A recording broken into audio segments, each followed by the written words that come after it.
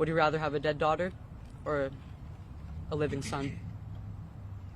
Given these options, what loving parent wouldn't choose to transition their child?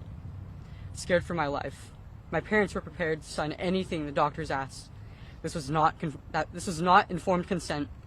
It was a decision forced under extreme duress. At 15, I went under the knife for a radical double mastectomy, the kind that breast cancer patients get. This was after I was sexually assaulted at school by a male student. I just told myself to man up, but I lived my life in constant hatred of my breasts. I started binding, which deformed my breasts as well as my ribcage. I was afraid, and I couldn't wait to finally protect my body from the threat of further molestation. At 16, I finally realized what happened to me, and that I had made a huge mistake.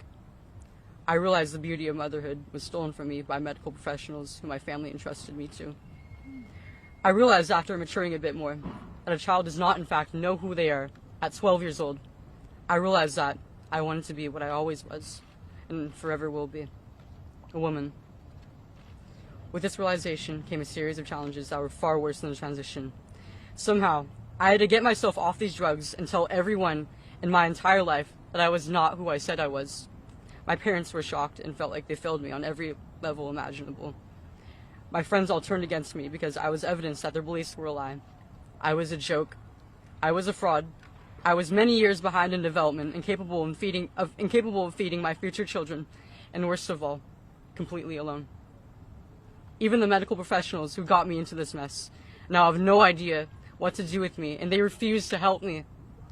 It almost killed me, as it has killed many who regret transition.